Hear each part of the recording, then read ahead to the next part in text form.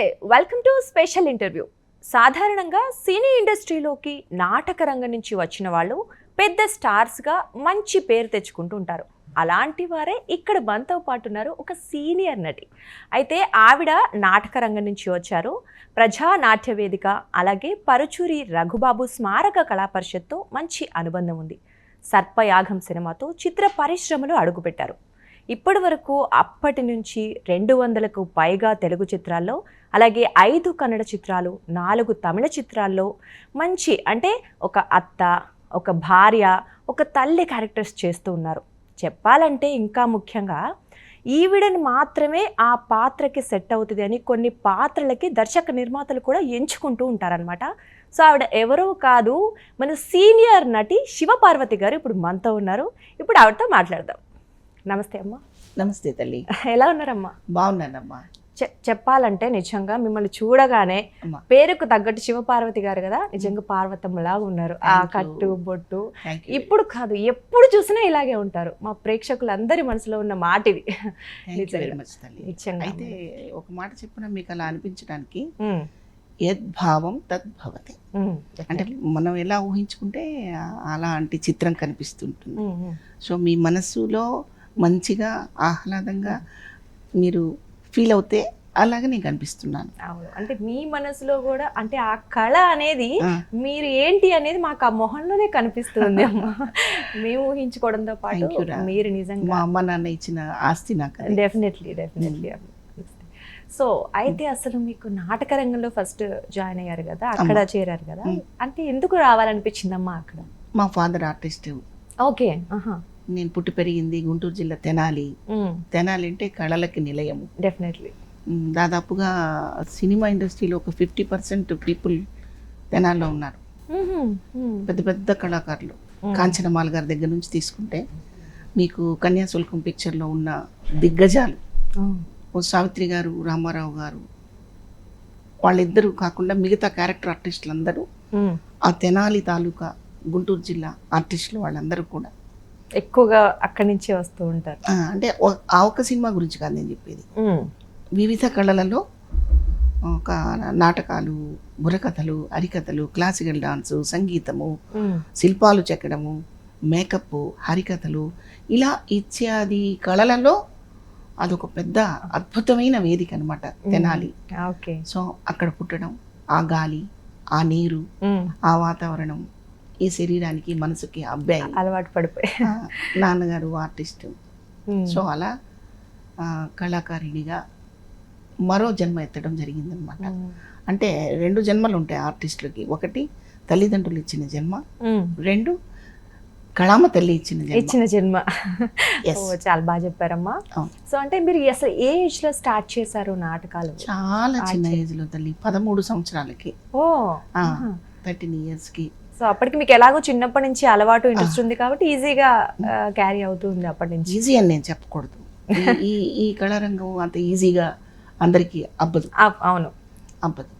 కొంత పూర్వజన్మ సుకృతం ఉండాలి. కొంత మన జీన్స్లో, మన ఆలోచనల్లో, మన బ్లడ్లో ఆ కళాకారునికి ఉండే లక్షణాలు ఉంటాయి కొన్ని. అవును. కొంతమంది చాలా అందంగా ఉంటారు బొమ్మలల్లే, కానీ ఎక్స్ప్రెషన్స్ పలకో. అలాంటి వాళ్ళు చాలా మంది మనకి ఇళ్లలో ఉంటూ ఉంటారు కదా. వాళ్ళ ఆర్టిస్టులు ఎందుకు అవ్వలేదంటే వాళ్ళల్లో ఆర్టిస్ట్ జీన్స్ ఎక్కడో, అంటే నేను కళాకారిని అవ్వాలి అనే ఆలోచన వాళ్ళకి లేకపోవటం అయి ఉండొచ్చు. ప్యాషన్ కూడా ఉండాలి తప్పకుండా. సో అందానికి, ఆకృతికి, ఆర్టిస్ట్కి సంబంధం లేదు. అవును మేడం, డెఫినెట్లీ. అంటే అందంగా ఉన్న వాళ్ళే, అంటే మిస్ ఇండియా, మిస్ యూనివర్స్ పోటీల్లో మనం చాలా మంది అందరూ ఆర్టిస్టులు కాదు. అవును, ఆ పరిధి వరకే. అవును. కళాకారుడు అవడానికి దానికి సో మెనీ రీజన్స్ ఉంటాయి. ఫ్యామిలీ బ్యాక్గ్రౌండ్ ఒకటి, వాళ్ళ ఇంట్రెస్ట్ ఒకటి, పరిశీలన ఒకటి ఉంటాయన్నమాట. అమ్మ, సర్పయాగమా మీ ఫస్ట్ మూవీ? సప్తపదియా? కొంతమంది అదంటారు, కొంతమంది ఇదంటారు. ఏది? అంటే సర్పయాగం సురేష్ ప్రొడక్షన్స్ నుంచి నేను చేశాను, రామానాయుడు గారి ఫిల్ము. దానికి ముందు నేను సెటిల్డ్గా ఇక్కడికి రాకముందు చేసిన సినిమా సప్తపది. ఓకే. అలాగే నవతా ఫిలిమ్స్లో చేసిన విజయశాంతి గారికి 2వ ఫిలిం అది. అందులో కూడా ఒక చిన్న క్యారెక్టర్. అనుకోకుండా జరిగిపోయింది అది? అనుకోకుండా ఏం కదా, అనుకునే పిలిచారు. బట్ నేను హైదరాబాద్ రావాలి, సినిమా ఆర్టిస్ట్గా ఇక్కడే రాణించాలన్న ఆ ప్రక్రియలు ఏమీ లేకుండా ఉమ్, నా నాటకాల ప్రవాహంలో ఉంటూ మధ్య మధ్యలో వెళ్ళి ఎవరైనా పిలిస్తే క్యారెక్టర్ వేసి వస్తున్న సమయం అది. ఉమ్, ఉమ్, అలాగే ఎర్రమల్లెలు, ఉమ్, సప్తపది, ఓకే. జడగంటలు అవన్నీ అలా చేసినవన్నీ. అలా చేసిన క్యారెక్టర్స్ అన్నమాట. అంటే మీరు నిజంగా అంటే ఇంత కళగా ఉంటారు కదా, హీరోయిన్ గా అవ్వాలనుకోలేదా మీరు? నేను నాటకాల్లో చేసినవన్నీ హీరోయిన్ క్యారెక్టర్స్. హీరోయినే. 91 వరకు కూడా నేను నాటకాల్లో హీరోయినే. మరి సినిమాల్లో డిఫరెంట్ క్యారెక్టర్స్ అన్ని నాటకాల్లో హీరోయిన్ గానే చేయడం జరిగింది. అంటే నేను ఎప్పుడో 75లో ఆర్టిస్ట్గా వచ్చినప్పుడు నా ఏజ్ 13-14 ఇయర్స్. మరి అప్పుడు హీరోయిన్ కాక ఓకే, మదరు అత్తలు వేసే ఛాన్సే లేదు. డెఫినెట్లీ 91 నుంచి యాక్చువల్గా నేను అప్పటికి హీరోయిన్ చేస్తున్నాను. 32-33 ఇయర్స్ నాకు నేను ఇండస్ట్రీకి వచ్చేటప్పటికి. ఓకే, 91. ఓకే. అప్పుడు మదరు అవకాశం వచ్చినప్పుడు చెయ్యాలా వద్దా అని కొంచెం మీమాంసగా అనిపించినప్పుడు మా గురువు గారు పర్చూరు గోపాలకృష్ణ గారు, దాసరి గారు వారు నాకు చెప్పింది ఏంటంటే, ఎన్నో పాత్రలు వస్తుంటాయి, పోతుంటాయి, మారుతుంటాయి, వాటి స్వభావాలు కూడా మారుతుంటాయి. తల్లి పాత్ర స్వభావం మారదు, స్టాండర్డ్గా ఉంటుంది. సో నువ్వు ఏజ్ పెరిగే కొద్దీ నీకు నీ ఏజ్ ఇంకా ఉపయోగపడుతుంది ఆ పాత్రలకి. అమ్మమ్మ, నానమ్మ, ఒక ఇంటి పెద్దగా ఏవైనా చెయ్యొచ్చు, చెయ్యి అని ఒక కమాండింగ్గా వాళ్ళు చెప్పడం. దొరికిందే తడవుగా నేను ఒక రామానాయుడు గారి సినిమాలు, పరచూరు గోపాలకృష్ణ గారు ఫస్ట్ డైరెక్షన్ చేసిన సినిమా సర్పయాగం, శోభన్ బాబు గారు, నేను ఎంతో ప్రేమించే ఇష్టపడే నా కళల రాజు శోభన్ బాబు గారు మీ ఫేవరెట్ హీరో అన్నమాట. ఓకే, అలాంటి అవకాశం నాకు దొరకడం అదృష్టంగా ఫీల్ అవుతుంది డెఫినెట్లీ. సో అలా మదర్గా నేను ఇష్టంగా చేసేసారు. సో అప్పటి నుంచి ఇప్పటి వరకు అంటే అప్రతిహతంగా అమ్మ క్యారెక్టర్లు కావచ్చు, భార్యగా, అత్తగా అన్ని చేస్తూనే ఉన్నారు. డెఫినెట్లీ అలా సెట్ అవుతారని ముందే వాళ్ళు ఊహించారు. మేబీ దాసరి గారు వాళ్ళు ఊహించి మీకు చెప్పేశారు అనమాట. సెటిల్డ్ గా ఏముంటుంది, ఏ పాత్రలు అయితే ఉంటాయి, అలా వచ్చి అలా వెళ్ళిపోయే అవకాశాలు ఏ పాత్రలకు ఉంటాయి, వాళ్ళు అవగాహన ఉంటుంది కదా. అది నిజం కూడా కదా. అవునండి. శోభన్ బాబు గారు మీకు బాగా ఇష్టం అన్నారు కదా, ఆయనతో కలిసి మరి ఎన్ని చేశారు? అదొక్కటేనా? మళ్ళీ తర్వాత ఎలా ఎంజాయ్ చేశారా మేడం? అంటే ఆయనని మీరు ఊహించుకుంటూ ఉండేవాళ్ళే ముందు, అంటే నేను ఈయనతో కలిసి యాక్ట్ చేయాలి అని. సో ఆ కళ నెరవేరినప్పుడు ఎలా అనిపించింది? చాలా అద్భుతంగా అనిపిస్తుంటుంది. మనం దేవుని ఫోటోలో చూసి దండం పెట్టుకుంటూ నాకు అది ఇవ్వు ఇది ఇవ్వు అని ఏదో అడుగుతుంటాం. ఒక్కోసారి ఈ పిచ్చి కోరికలు కూడా అడుగుతుంటాం కదా. మనం కష్టపడి రాయాల్సిన ఎగ్జామ్ కూడా దేవుడే రాసేటట్టు, రేపొద్దున్న నాకు ఎగ్జామ్లో పాస్ అవ్వాలి ఇవన్నీ అడుగుతుంటాం. మంచి పెళ్లి కావాలి, మంచి భర్త రావాలి, మంచి ఆస్తి సంపాదించాలి, కారు కొనుక్కోవాలి, ఇవన్నీ దేవుడిని అడుగుతుంటాం. కానీ దేవుడిని అడగకూడదు, మనం కష్టపడి సంపాదించుకోవాలి. మనం అవి రావటం కోసం మనం ప్రయత్నం చేయాలి. అట్లా ఆ ఊహించుకుంటున్న దేవుడు మన కళ్ళ ముందు కనిపిస్తే ఎలా ఉంటుంది, అలాగే. సో చాలా ఎంజాయ్ చేశారు అది. అంటే హీరోయిన్స్ తో మరి ఎలా ఉండింది మేడం మీకు అనుబంధం? అంటే అప్పట్లో పాత హీరోయిన్స్, హీరో వాళ్ళతో మీరు ఎక్కువగా యాక్ట్ చేశారు కదా. పాత హీరోయిన్స్ అంటే అనుష్క, సౌందర్య వాళ్ళే కదా. నేను వచ్చిన దగ్గర నుంచి ఓకే చాలా బాగుండేవాళ్ళమ్మా, చాలా బాగుండేవాళ్ళం. మీకు అనుబంధం ఎక్కువగా ఎవరితో? పర్సనల్ బిహేవియర్ కూడా చాలా బాగుంటుంది, ఎక్సలెంట్ గా అనిపించేది. అంటే మేమే ఇంకా కొంచెం చొరవ చూపించకుండా దూరంగా ఉన్నా మమ్మల్ని అతి చేరువుగా తీసుకొని చాలా ఎఫెక్షన్ గా ఉండేవారు సౌందర్య గారు, అనుష్క. చాలా బాగా ఉంటారు అనుబంధం. సో సౌందర్య మన మధ్య లేకపోవటం నిజంగా దురదృష్టకరం. తనతో నేను ఒక 5 ఫిలిమ్స్ చేశాను. మంచి అమ్మాయి, మంచి ఆర్టిస్ట్, గుడ్ బిహేవియర్, అన్ని మంచివే ఉన్నాయి అమ్మాయి దగ్గర. ఇండస్ట్రీ ఒక మంచి అందము, అణుకువ, ఆర్టిస్ట్ అన్నీ ఉన్నాయి. మన చేతుల్లో లేనివి ఎన్నో జరిగిపోతుంటాయి కదా. ఇండస్ట్రీ ఒక మంచి వ్యక్తిని, ఒక మంచి నటిని కోల్పోయిందని చెప్పొచ్చు. సౌందర్య గారు రియల్లీ. అలాగే సౌందర్య గారితో పాటు ఇంకా ఏ హీరోయిన్స్ తో మీకు మంచి అనుబంధం ఉందమ్మా? అందరితో బానే ఉంటుంది. ఓకే, ఆమని గారు ఇప్పుడు సీరియల్స్ కూడా చేస్తున్నారు కదా. ఆమని గారు బాగుంటారు, అందరూ బాగుంటారు. అందరూ బాగుంటారు. ఒక జోవియల్ వేళ వెళ్ళిపోతూ ఉంటుంది షూటింగ్ జరిగేటప్పుడు. అంటే సెట్లో ఉన్నప్పుడు వర్క్ కాన్సెప్ట్ ఉంటుందమ్మా బ్రెయిన్లో. ఓ చిన్న గ్యాప్ రాగానే చక్కగా మాట్లాడుకుంటాము, ఒకరి చేతిలో ఒకరు షేర్ చేసుకుని తింటాము, అభిరుచులు చెప్పుకుంటాము, అభిప్రాయాలు చెప్పుకుంటాము. బాగుండేవి, చాలా బాగుంటాయి. అవునవును. అట్లా మరి ఈ మధ్య కాలంలో ఎక్కువగా సీరియల్స్ లో కనిపిస్తున్నారు కదమ్మా మీరు, అంటే సినిమాలు చాలా తగ్గించేసారు. నేనేం తగ్గించలేదు, అవి తగ్గాయి. అవునా? అంటే కంఫర్ట్ గా ఉంటుందా మీకు మరి సీరియల్లో చేయడం? చాలా చాలా కొంచెం కష్టం. కొంచెం కష్టమా? టైమింగ్స్, ఓకే, టైమింగ్స్ కొంచెం కష్టం. తర్వాత వే ఆఫ్ స్టైల్ డిఫరెంట్గా ఉంటుంది అనమాట. సినిమాకి వచ్చేసరికి మనకు రోజు మొత్తం మీద ఒక సీన్ చేయాలంటే చాలా కష్టం. అంటే క్లోజులు, వైడ్లు, మిడ్ షాట్లు ఇవన్నీ కలుపుకొని 10 మంది ఆర్టిస్టులతో ఒక సీన్ చేయడమే చాలా కష్టం అవుతుంది. కానీ సీరియల్కి వచ్చేసరికి 4 సీన్లు ఒక రోజు చేయాల్సి వస్తుంది. అవును, కొంచెం కెమెరా పరిగెడుతుంటుంది, కెమెరాతో పాటు మన బ్రెయిన్ పరిగెట్టాలి.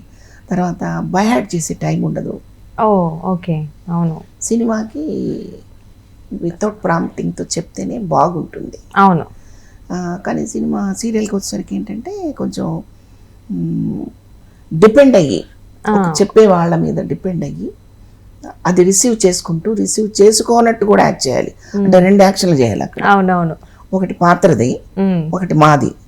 అంటే మీరు చెప్పేది మాకు వినపడినట్టు ఒక చెవితో వింటూ చేయాలి. కొంచెం కష్టంగా మేకింగ్ అంతే. మరి అలా చేయకపోతే సీరియల్స్ చేయలేరు. బట్ ఇవాళ టీవీ మీడియాలో కొన్ని వందల వేల కుటుంబాలు డిపెండ్ అయి బతుకుతున్నాయి. చాలా మంది ఆర్టిస్టులు తెర ముందుకు వచ్చి ఇళ్లలోకి వెళ్ళి కనిపిస్తున్నారు అంటే కారణం టీవీ.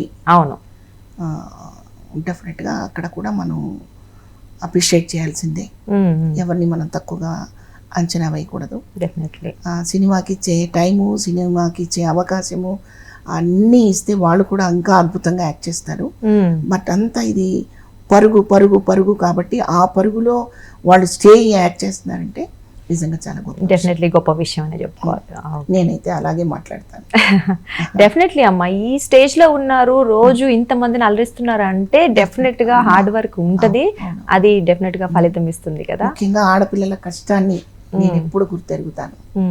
ఎందుకంటే ఏదో వచ్చేసారండి, అయిపోతున్నారండి ఇప్పుడు, అలా అలా అనకూడదు. ప్రతి పని వెనక ఒక కష్టం ఉంటుంది, ఒక ఇంటెన్షన్ కూడా ఉంటుంది. ఒక ఆడపిల్ల బయటకు వచ్చి పని చేస్తుంది అంటే దాని వెనక ఒక పెయిన్, ఒక రెస్పాన్సిబిలిటీ ఇవన్నీ ఉంటాయి. డెఫినెట్లీ కదా. అవును, ఊరికే మన నోటికి వచ్చింది కామెంట్ చేసేసి అలా మాట్లాడకూడదు. డెఫినెట్లీ. కాబట్టి ప్రతి ఆడపిల్ల ఒక ఆదిశక్తి, తన శక్తిని అంతా క్రోడీకరించి ఇక్కడ పనిచేస్తుంది. వాళ్ళందరినీ మనం ఎంకరేజ్ చేయాలి. డెఫినెట్లీ. మంచి మంచి ఆర్టిస్టులు ఉన్నారమ్మా, బాగా చేస్తారు. అవునమ్మా, అంటే ఆడపిల్లలు అంటున్నారు కాబట్టి చాలా మంది ఇండస్ట్రీకి వద్దామనే ఒక ప్యాషన్తో ఉంటారు. సీరియల్స్ కావచ్చు, సినిమా కావచ్చు, ఇంకెక్కడైనా. బట్ కొంత పరిస్థితుల వల్ల రాలేకపోతూ ఉంటారు. సో ఏమో అడ్డంకులు ఉంటూ ఉంటాయి కదా. సో మీరేం చెప్తారు అలా రావాలి అనుకున్న వాళ్ళకి? ఇష్టం ఉంటే రావచ్చు. మీకు డౌట్ ఎందుకు వచ్చిందో నాకు అర్థం అవుతుంది. నా ఏజ్ వాళ్ళు కూడా కొంతమంది ఇప్పుడు భయపెడతా ఉన్నారు. ఇండస్ట్రీ అక్కడ భూతాలు ఉన్నాయి, పెద్ద పుల్లులు ఉన్నాయి, తిమింగలాలు ఉన్నాయి, పావులు ఉన్నాయి అని. ఏముండవమ్మా, ఏముండవు. ఆ పెద్ద పుల్లులు, తిమింగలాలు ఎక్కడ వేటాడాలో అక్కడ వేటాడతాయి, కానీ వాటికి చిన్న చిన్న పావురాలు, చిన్న చిన్న పక్షులు, సాధు జంతువులు సరిపోవు. వాటికి కూడా పెద్ద పెద్దవి కావాలి ఆహారం. కాబట్టి వాళ్ళకి సెట్ అయ్యే వాళ్ళ దగ్గర జరుగుతాయి. కానీ నిజంగా పని చేద్దామని వచ్చిన వాళ్ళు, నిజంగా చిత్తశుద్ధితో సిన్సియర్గా ఉండే వాళ్ళకి ఎప్పుడు కూడా మంచి బాటే ఉంటుంది ఇక్కడ. అర్థమైందా తల్లి? అర్థమైందమ్మా. అంటే కొంచెం మీకు నిజంగా ప్యాషన్ ఉండి రావాలి అనుకుంటే డెఫినెట్ గా కష్టపడి ప్రయత్నిస్తే డెఫినెట్ గా ఫలితం ఉంటుంది అంటారు. భయపడాల్సిన అవసరం ఏం లేదు తల్లి. ఎవరో ఏదో అంటారని చేస్తారని నీకు చెప్పాను కదా, 2 దారులు ఉంటాయి ఇక్కడ. ఇప్పుడు మనం కట్టుకోమని చేరిస్తే దాన్ని చక్కగా కట్టుకునే వాళ్ళు ఒకడు ఉంటారు, ఎక్కడ జారిపోతుందో అనేలాగా కట్టుకునే వాళ్ళు ఒకళ్ళు ఉంటారు. లోపం ఎవరిదంటారు? కట్టుకునే వాళ్ళకి. మీకు అర్థమై ఉంటుంది అనుకుంటున్నాను నా భాష. Okay okay. సో చీరను కూడా అస్తవ్యస్తంగా కట్టుకుంటే అవతల వాడికి వేరే భావన కలగచ్చు. సో చీరను ఎలా కట్టుకోవాలో అలా కట్టుకుంటే మీరు వేసుకున్న డ్రెస్లో నాకేమి ద్వందార్థాలు ఏం కనిపించవు కదా. ద్వందార్థాలు కనిపించేలా నేను ప్రయత్నిస్తే అవతల వాళ్ళు వేరే రకంగా మాట్లాడటంలో తప్పు అని నేనేమనుకోను. డెఫినెట్లీ. అర్థమైందమ్మా. కాబట్టి మనం ఎప్పుడు ముక్కుసూటిగా స్ట్రైట్ వేలో మనం వెళ్తామో ఏ ఆడపిల్ల నాలాంటి క్యారెక్టర్ వేసి ఏ తల్లి ఇబ్బందులకు గురవలసిన అవసరం లేదు.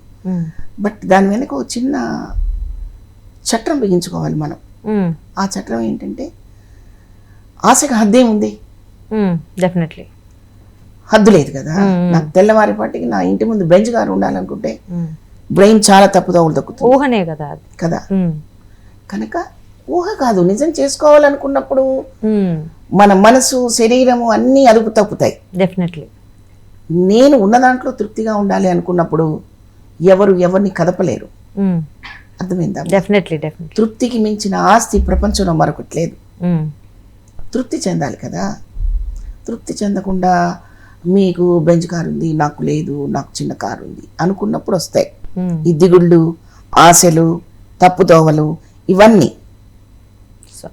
డెఫినెట్లీ లిమిట్ మెయింటైన్ చేస్తూ ఉండాలి. ఎక్కడైనా ఒక బార్డర్స్ ఉంటే అనేది ఉంటాయి. డెఫినెట్లీ మనం సేఫ్ గా ఉంటాం ఆ బార్డర్స్ లో. డెఫినెట్ గా ఉంటాం. మనసుని తృప్తిపరచుకోవాలి ముందు మనం.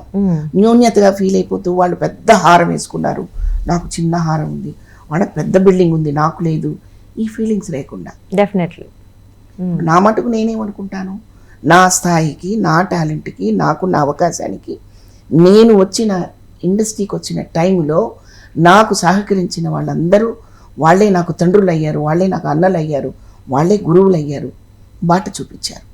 ఇవాళ దాసరి గారు లేరు, కోడి రామకృష్ణ గారు లేరు. వర్క్ చేసే మా గురువు గారు కూడా కొంచెం పరచూరు బ్రదర్స్ కొంచెం స్లో అయ్యారు పరిస్థితులను బట్టి. కొత్త ట్రెండ్ వస్తుంది, అది రీచ్ అవ్వడానికి వాళ్ళకి ఇష్టం ఉండొచ్చు, ఉండకపోవచ్చు, అవకాశాలు రావచ్చు, రాకపోవచ్చు. సో మమ్మల్ని అలా కాపలా కాసుకుని ఉన్న ప్రొడ్యూసర్స్ అందరూ ఉన్నప్పుడు, డైరెక్టర్స్ రామానాయుడు గారు వీళ్ళందరూ ఉన్నప్పుడు మేము ఏం చేస్తున్నామనే వివరణ కూడా వాళ్ళకి కావాల్సి వచ్చేది. మేము ఎప్పుడు బాగుండాలని వాళ్ళకు కోరిక ఉండేది. అవును, ఇప్పుడు సినిమా స్పాన్ పెరిగిపోయింది. ఆ పెరిగిపోవటంలో ఎంతో ఉదాత్తమైన తల్లి పాత్ర కూడా మారిపోయింది. తల్లిగా కనిపించటం లేదు. తల్లి ఆకృతి కూడా మార్చేసుకున్నారు సినిమా ఇండస్ట్రీ ఈ మధ్య కాదు. ఎస్. సో దాంతో నేను పోటీ పడాలంటే నేనంటే నేను కాదు, మా లాంటి వాళ్ళు ఆర్టిస్ట్ ఎవరైనా. ఇప్పుడు వాళ్ళ కోసం మేము ప్యాంట్ షర్ట్లు వేసుకోలేము, జారిపోయే డ్రెస్సులు వేసుకోలేము. డెఫినెట్లీ ఏదో ఫ్యాన్సీ డ్రెస్ వేసుకున్నట్టు. స్కూల్లో చిన్నప్పుడు అరే నువ్వు 90 ఏళ్ల వేషం వేయాలరా అంటే వాడు మామూలుగా స్కర్ట్ వేసుకొని పోతారు కదా మా స్కూల్కి. అక్కడికి వెళ్ళిన తర్వాత తెల్ల రంగు వేసుకొని ముఖం అంతా కనిపించేలా అలా చేసేవాళ్ళు. మదర్లు చేసేవాళ్ళు అలా చేయరు, చేయకూడదు. డెఫినెట్లీ అంటే ఆ విలువ వేరే, అమ్మ క్యారెక్టర్కి ఉండే విలువ వేరే, ఎప్పుడు అలాగే చేయాలి. అలాగే ఇప్పుడు ఒక హార్ట్ సర్జరీ చేసే డాక్టరు చిన్న కడ్రాయి వేసుకొని చిన్న షార్ట్స్ వేసుకొని హాస్పిటల్కి వచ్చాడు అనుకోండి, వీడా డాక్టర్ అనుకుంటాం ఆటోమేటిక్గా కదా. ఆయన ఎంత గొప్ప సర్జన్ అయినప్పటికీ. సో చేసే పనిని బట్టి, వృత్తిని బట్టి, ఆ పాత్రని బట్టి మనం సొంతంగా కూడా కొంచెం ఆపాదించుకోవాల్సిన అవసరం ఎంతైనా ఉంది. డెఫినెట్లీ అంటే కట్టు బొట్టులో కూడా కనిపించాలి, ఎవ్రీథింగ్ కనిపించాలి. డెఫినెట్లీ. ఎందుకంటే ఒక కన్నమ్మ గారు, సూర్యకాంతం గారు, వీళ్ళందరూ ఏంటి చెప్పండి, ఎటువంటి ఆర్టిస్టులు, గొప్ప గొప్ప అంటే వాళ్ళు జీవించేస్తారు ఆర్టిస్టులు అన్నాక. మరి సావిత్రి గారు, వాణిశ్రీ గారు, మరి ఆ తర్వాత వచ్చిన జయప్రద గారు, జయసుధ గారు, శ్రీదేవి గారు, వీళ్ళందరూ కూడా మరి ఒక ఫంక్షన్కి 100 days ఫంక్షన్కి స్టేజ్ మీదకి వస్తే మనం అమ్మవార్లని ఫోటోల్లో చూస్తాం కానీ ప్రత్యక్షంగా చూడం. అవును. సో వీళ్ళందరూ అలా వచ్చేవాళ్ళు స్టేజ్ మీదకి, నిండుగా పట్టు చీరలు కట్టుకొని, నిన్ను తలలో పువ్వులు పెట్టుకొని, చక్కగా అలంకరించుకొని నిండుగా వచ్చేవాళ్ళు. సినిమాలో ఏవైనా వేసుకునేవాడిని డ్రెస్సులు. అవును. విడిగా మాత్రం అందరూ చక్కగా పట్టు చీరలు కట్టుకొని లక్షణంగా వచ్చేవాళ్ళు. మరి ఆదరించలేదా జనము? చూడలేదా? మరి హేమమాలిని గారు వాళ్ళందరూ ఏంటి సెక్సీగా డ్రెస్సులు వేసుకుంటేనే వాళ్ళందరూ అలా రాణించారా, గొప్పవాళ్ళు అయ్యారా? రేఖ గారు ఇప్పటికీ చూడండి, ఆవిడ పట్టు వస్త్రానికి ఎంత గౌరవం ఇస్తున్నారు, ఎంత ట్రెడిషన్గా తయారవుతారు. సో మన ఇంటెన్షన్ ఎలా ఉంటే అలాగే మనం అలంకరించుకుంటాం, కానీ ఎవ్వరు డిమాండ్ చేయరమ్మా. మీరు ఇలా రండి ఫంక్షన్కి అనరు. అనరు. ఎస్, అది పర్సనల్ కాబట్టి బయటికి వెళ్ళే షో వాళ్ళు అలా అపోహపడుతున్నారు. ఆ అపోహ నుంచి కొంచెం బయటకు వస్తే బాగుంది. రియల్ ఆర్టిస్టులు ఓ సాయి పల్లవి లాగా వస్తారు బయట. అవును, గట్స్ ఉండాలి దానికి. డెఫినెట్లీ. నేను ఐఎమ్ అని చెప్పగలిగిన గట్స్ ఉండాలి. అలా కాకుండా మీరేం చెప్తే చేస్తానండి అంటే వాళ్ళు ఏదైనా చెప్తారు. నో, అలా ఉండకూడదు. సో డెఫినెట్లీ ఏది ఎంతవరకు చెయ్యాలి, ఎలా ఉండాలనేది మనం సెట్ చేసుకోవాలి. ఆర్థిక పరిస్థితులే ముందు మనల్ని కిందకి డౌన్ ఫాల్ చేసేది. అంటే ఆశతో కూడుకున్న ఆర్థిక ఆశలు. ఆశ ఉండటం తప్పేం కాదు, కష్టపడి నెరవేర్చుకోవాలి. ఇల్లు కావాలి, కారు కావాలి, కట్టుకోవడానికి మంచి బట్టలు కావాలి, అన్ని కావాలి. బట్ ఇంతకు మించి ఆలోచించినప్పుడు మాత్రమే మన స్వాధీనం తప్పిపోతుంది. డెఫినెట్లీ అక్కర్లా. మన పనికి తగ్గట్టు మనకి ఏమి ఇవ్వాలో దేవుడు ఇచ్చేస్తాడు. డెఫినెట్గా ఆ కళామ తల్లి అన్నీ ఇస్తుంది. కొంచెం పేషెన్స్ కావాలి. డెఫినెట్లీ. అంటే మనం చెయ్యాలనుకుంది జాగ్రత్తగా పద్ధతిగా చేసుకుంటూ వెళ్ళిపోతే చూసి భయపడిపోయే పరిస్థితులు, అమ్మో అక్కడికి వెళ్తే ఏం లేవమ్మా, బయట చాలా భయంకరమైనవి ఉన్నాయమ్మా. చాలా సాఫ్ట్వేర్ కంపెనీల్లో రకరకాల ఉద్యోగాలు చేసే చోట చెడుగా ఆలోచించే మనస్తత్వం ఎక్కడ ఉంటే అక్కడ ఏదో జరిగిపోతూ ఉంటుంది. ఎక్కడైనా ఉంటారు మనుషులు, అన్ని రకాల మనుషులు. ఎందుకుండరు? అవును. వెన్నెల ఒక చోటే ఉంటుందా ఏంటి? డెఫినెట్లీ ప్రపంచం మొత్తం ఉంటుంది. దాన్ని ఉపయోగించుకునే పద్ధతి మనకు తెలియాలి. ఎక్కడ ఎలా ఉండాలనేది మనం తెలుసుకుంటే ఎక్కడ ముందుకెళ్ళిపోవచ్చు ఈజీగా, ఎక్కడైనా సక్సెస్. థ్యాంక్ యూ అమ్మా. మంచి, నిజంగా అంటే ఈ జనరేషన్ వాళ్ళకి చాలా స్ఫూర్తినిచ్చే మాట అని చెప్పొచ్చు. మీరు చాలా క్లియర్గా ఎక్స్ప్లెయిన్ చేశాము.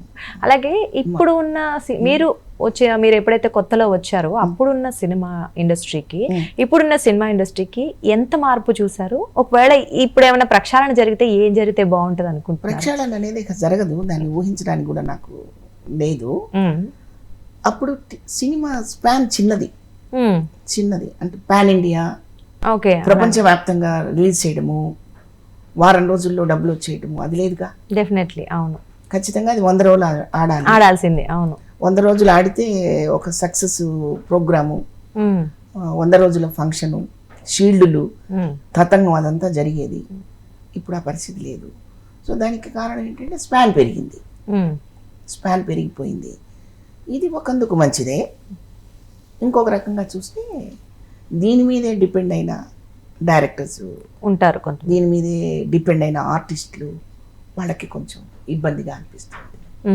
అంటే పాన్ ఇండియాకి వచ్చేసరికి హిందీ వాళ్ళని, ఇంగ్లీష్ వాళ్ళని, పరభాష వాళ్ళని తీసుకోవడము, మన వాళ్ళు మూగజీవుల్లాగా చూస్తూ కూర్చోవడం జరుగుతూ ఉంది.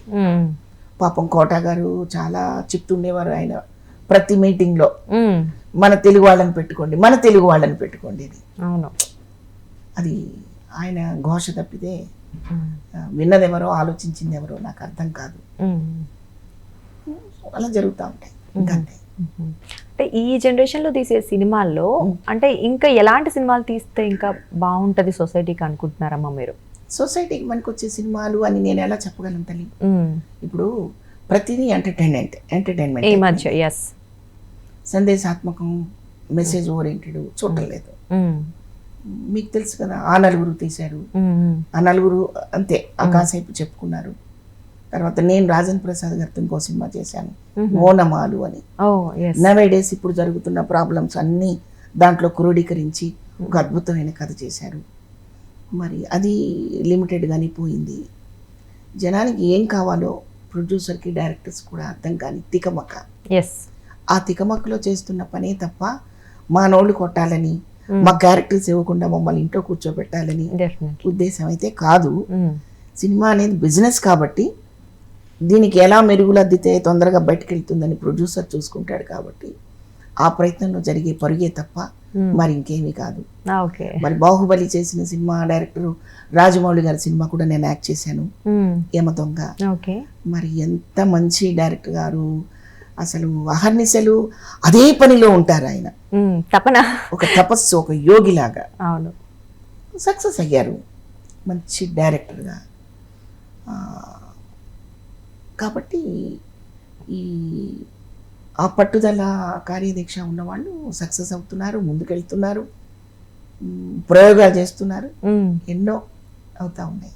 డెఫినెట్ ఆ తపన ఉంటే మనసులో ఆ ప్రయత్నం చేస్తాం, హార్డ్ వర్క్ చేస్తాం, సక్సెస్ వస్తుంది అంతే. అందరినీ ద్రాక్ష పులుపులాగా దాన్ని క్రిటిసైజ్ చేస్తూ కూర్చుంటారు కొంతమంది, అది కరెక్ట్ కాదు.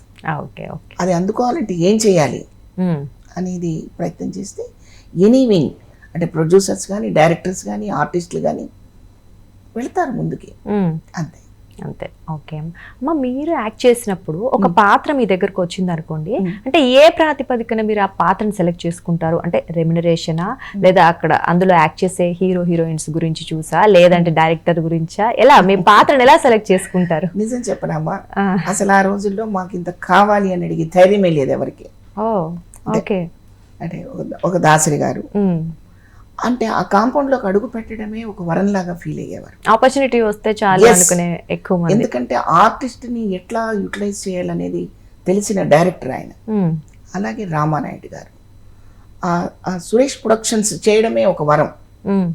తర్వాత ఏమి ఇవ్వాలో వాళ్ళకి బాగా తెలుసమ్మా. డెఫినెట్లీ తెలుసు. మీరు ఎంత భోజనం చేస్తారో నేను ఎంత భోజనం చేస్తానో తెలుసు వాళ్ళకి.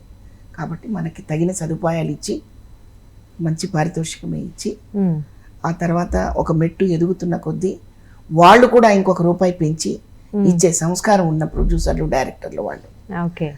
కాబట్టి మేము అందరం కూడా మా క్యారెక్టర్ ఆర్టిస్టులు కానివ్వండి, హీరోయిన్లు కానివ్వండి, హీరోలతో సహా ఆ ప్రొడక్షన్లో చేయాలి, మంచి హీరోగా పేరు తెచ్చుకోవాలి, అదే ఇంటెన్షన్తో ముందుకు వచ్చారు. ఆ తర్వాత వాళ్ళు సెటిల్ అయిన తర్వాత ఇంత కావాలి అని అడగటం కామన్ కదా. డెఫినెట్లీ ఒక స్టార్డమ్ వస్తుంది కాబట్టి డెఫినెట్గా క్యారెక్టర్కే ఫస్ట్ ప్రయారిటీ ప్రిఫరెన్స్ ఇస్తారు. అప్పట్లో మిమ్మల్ని డైరెక్టర్ కానీ ప్రొడ్యూసర్ కానీ ఎవరు బాగా ఎంకరేజ్ చేశారు అంటే చేయడానికి? ఒక పాత్ర చేసేటప్పుడు ఎంకరేజ్మెంట్ ఎలా ఉండేది? అందరూ అమ్మా, ఇందులో ఈ ఒక్కళ్ళే చేశారంటే మళ్ళీ పొరపాటు. అందరూ, ఎందుకంటే ఇప్పుడు మనకి ఆర్ నారాయణమూర్తి గారు, ఆయన సినిమాలు చేయాలంటే కొంతమంది భయపడేవాళ్ళు. అంటే అడవుల్లో తిరగాలి, ఎండల్లో తిరగాలి, కష్టపడాలి అని. డెఫినెట్లీ ఆ భయం లేకుండా ఆయనతో వర్క్ చేశాను. చీమల దండు ఒక అద్భుతమైన క్యారెక్టర్ నాతో చేయించారు, మంచి పేరు వచ్చింది. నిజం చెప్పాలంటే దాసరి గారు అంటే రామానాయుడు గారు నాకు ఫస్ట్ ఇంట్రడ్యూస్ చేసినప్పటికీ మళ్ళీ దాసరి గారు, కోడి రామకృష్ణ గారు, మిగతా ప్రొడ్యూసర్స్ డైరెక్టర్స్ మంచి క్యారెక్టర్స్ ఇవ్వడానికి కారణం ఆ క్యారెక్టర్ నాకు ఉపయోగపడింది. ఒక సీమసింహం సినిమా తీసుకోండి, అందులో ఒక విలన్ క్యారెక్టర్. నేను ఒక విలన్ అనేది నేనే ఊహించలేను. డెఫినెట్లీ మేము కూడా అలా ఎలా చేశారని ఇప్పటికూ అనిపిస్తూ ఉంటుంది. ఆర్టిస్ట్ అమ్మా చేస్తాను, డెఫినెట్లీ లోపల ఉన్న ఆర్టిస్ట్ మీకు మాస్ క్యారెక్టర్ అంటే మాస్ లాగా తయారైపోతారు. సోఫిస్టికేటెడ్, కొంచెం గయ్యాళి తల్లి, యారగెన్సీ తల్లి, ఇవన్నీ చేస్తేనే, లేకపోతే ఆర్టిస్ట్ ఎలా అవుతారు? మీకు ఉదాహరణకి రామారావు గారు రావణాసురుడు చేశారు, అవును, రాముడుగా చేశారు, కృష్ణుడు చేశాడు, దుర్యోధనుడు చేశాడు, ఒకటి కాదు కదా. మరి రాముడు ఎలా చేశాడు, రావణాసురుడు ఎలా చేశారు అంటే తనలో ఉన్న ఆర్టిస్ట్. ఓకే. అంటే మీరు ఫస్ట్ నుంచి ఓకే విలన్ క్యారెక్టర్ అంటే విలనిజం ఉన్న క్యారెక్టర్ అయినా చేద్దాము అనే కాన్సెప్ట్ తో ఉన్నారా, లేకపోతే అనుకోకుండా అవకాశం వచ్చేసరికి అలా మారిపోవాల్సి వచ్చింది? మీకు ఇక్కడ నాటకం అనేది ఒకటి ఉంది. ఎస్, నేను దగ్గర 18-19 సంవత్సరాలు ఆ నాటకంలో ఒక కార్ఖానాలో నలిగి బయటకు వచ్చాను. ఓకే, సో ఏదైనా చేసేయగలరు, ఈజీగా ఏదైనా చెయ్యాలి. స్టేజ్ ఆర్టిస్ట్ నేర్చుకునేదే అది. ఎనీ క్యారెక్టర్ నువ్వు చెయ్యాలి అంతే. లేదండి నేను కన్నీళ్లు పెట్టుకునే క్యారెక్టర్ చేస్తాను అంటే ఎన్నాళ్ళు ఏడుస్తూ కూర్చుంటాం? డెఫినెట్లీ కరెక్ట్ కాదు అది. అన్ని రకాల క్యారెక్టర్లు చేయగలగాలి, చేస్తేనే ఆర్టిస్ట్. అంతే అమ్మా. అయితే మీరు ఇప్పటి వరకు చేసిన సినిమాల్లో కావచ్చు, సీరియల్లో కావచ్చు, మీరు బాగా ఎంజాయ్ చేసింది, మీకు నచ్చిన క్యారెక్టర్ ఏంటి? నచ్చిందంటే మంచి పాయింట్ అడిగావు. ఇక్కడ ఇన్ని రకాల పాత్రలు చేస్తూ కూడా మనకు నచ్చిన ఒకటి ఉంటుంది. అవును, నాకు ఉదాత్తమైన పాత్రలు అంటే ఇష్టం. ఉదాత్తంగా, ఓకే, ఉదాత్తంగా. ఉదాహరణకి పాండురంగడు సినిమా తీసుకుందాం.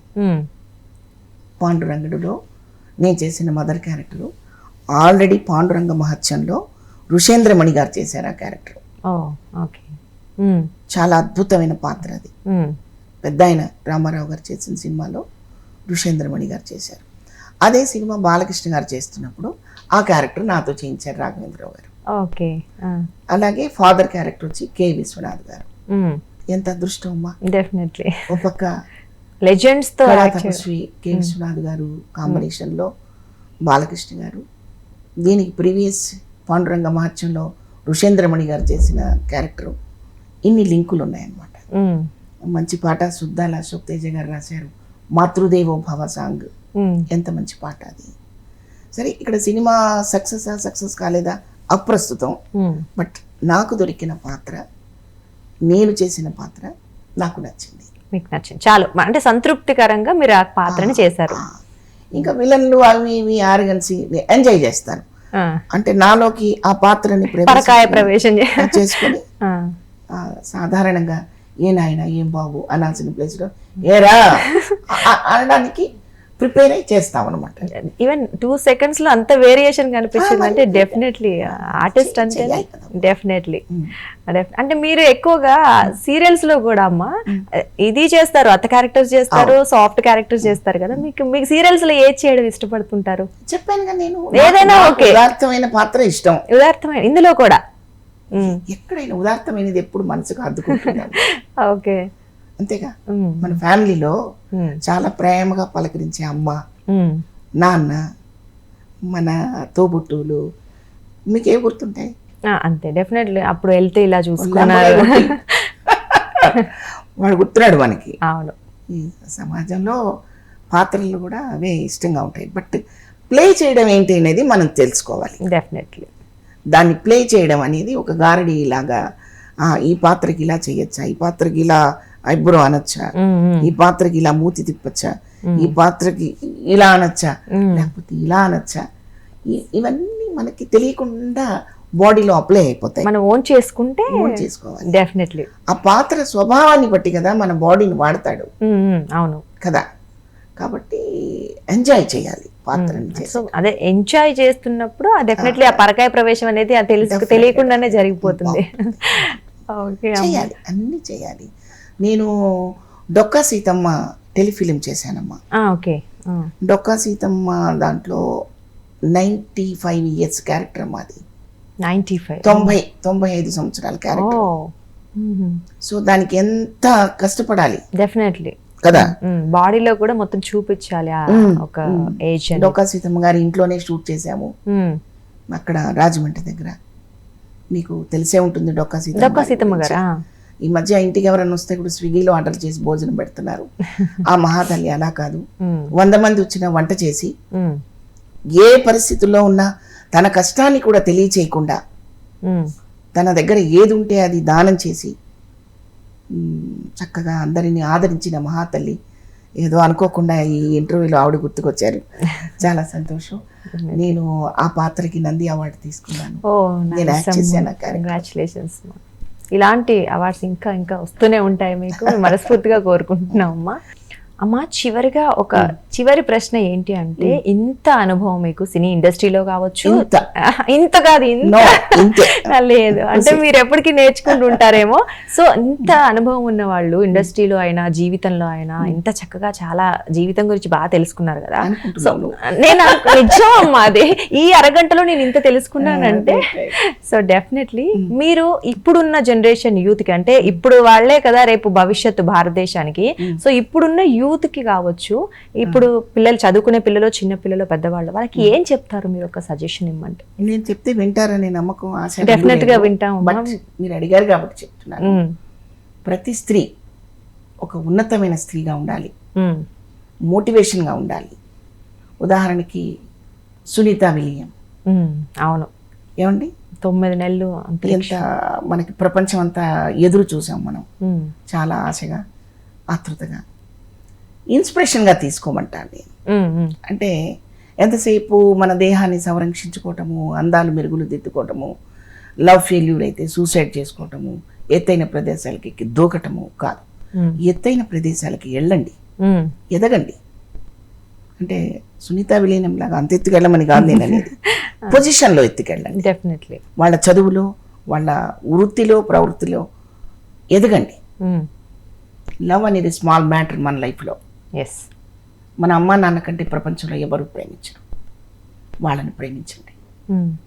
మీకోసం కష్టపడే ప్రతి సెకండ్ని గుర్తుపెట్టుకోండి. ముందుకెళ్ళండి. భవిష్యత్తులో మీరు ఒక దివిటీలాగా ఉండాలి, కానీ మసిబారిపోయి ఉండకూడదు అనేది నా ఉద్దేశం. అర్థమవుతుంది? అర్థమవుతుందమ్మా. ప్రతి రంగంలోనూ, ఏ రంగంలోనైనా సరే మనల్ని ఎవరో కించపరుస్తారు, ఎవరో వెనక్కి లాగుతారు, ఇవేమి అనుకోవద్దు. కాకపోతే దీని వెనక కొంచెం పెద్దవాళ్ళ సహకారం కూడా చాలా అవసరం. ఎందుకంటే మీరు పాత సినిమాలు చూస్తే, ఒకసారి నాగేశ్వరరావు గారి సినిమాలు చూస్తే సుడిగుండాలని ఒక పిక్చర్ ఉంది. కేవలం చిన్నపిల్లల్ని దృష్టిలో పెట్టుకొని, యూత్ చేసే పొరపాట్లను దృష్టిలో పెట్టుకొని చేసిన సినిమా అది. ఆదుర్తి సుబ్బారావు గారు చేసిన సినిమా. అవకాశం ఉంటే ప్రతి యువకుడు, ప్రతి యువతి ఒకసారి సినిమా చూడండి. అంటే భవిష్యత్తుకి మనం ఎలాంటి మెట్లు వేసుకోవాలి, ఎక్కడ నిలబడాలి, ఎక్కడ పొరపాట్లు జరుగుతున్నాయి. తల్లిదండ్రులే పాశ్చాత్య వైఖరికి ఎక్కువ మొగ్గు చూపితే మన పిల్లలు మన పద్ధతుల్ని, మన సాంప్రదాయాల్ని మర్చిపోయి ఈ మోడర్న్ కల్చర్లోకి పరిగెత్తి వాళ్ళ లైఫ్ని స్పాయిల్ చేసుకునే అవకాశం ఉంది.